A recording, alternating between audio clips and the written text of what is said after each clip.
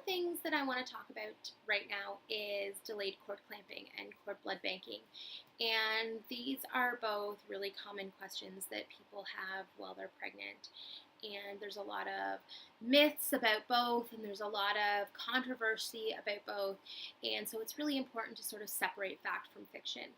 And the first thing that sort of fact that I want to dispel the fiction about is that yes, it is possible to delay cord clamp and cord blood bank.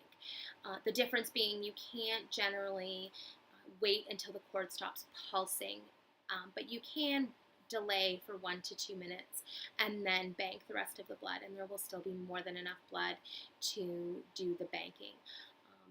Some doctors are hesitant to do that, but the information that's being put out by the cord blood banking companies is that it is absolutely possible, and we definitely see it happening in some of the hospitals. So it's definitely something that you can do.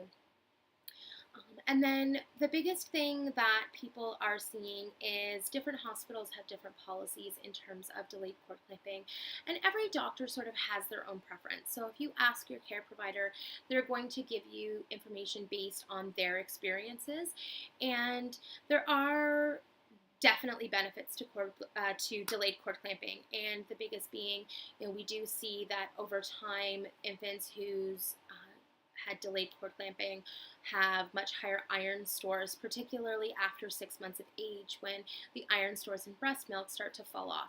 So we do know that this makes a difference over the course of the first year or two of life with the baby, that their red blood cell count and their iron stores are much higher than other infants.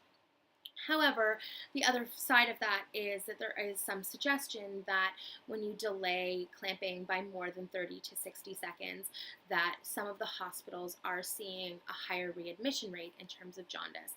And what we know of jaundice is that it's the red blood cells breaking down, and that's what's causing jaundice. So it makes sense that if the baby has more red blood cells, that they are experiencing higher rates of jaundice.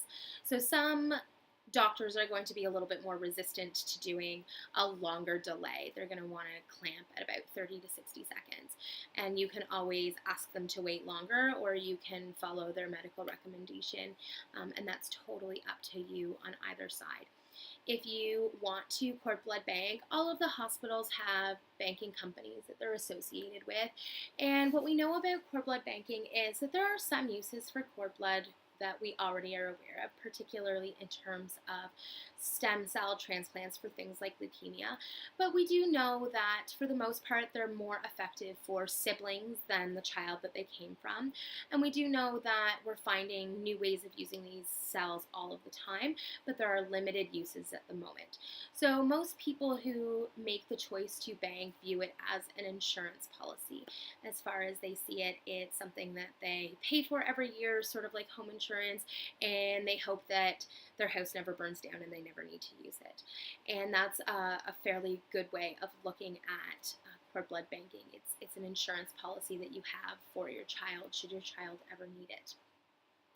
One of the things that you need to be aware of with cord blood banking is that there are two different types of banking. One of them is the blood itself, and the other is now banking the actual tissue. And at this point, there aren't a lot of uses for the tissue, but they're working on developing uses. One of the things that they're looking at are things like skin grafts and that type of use of the tissue as well. So both of those things are starting to become more common.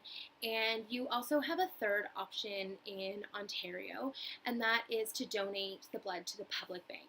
So all of the hospitals have private banks that they're associated with, but there is a public bank. You do need to make that decision a little bit earlier in your pregnancy. You can't just get a public banking kit sort of at the 38-week mark. You need to make the decision around 35 weeks.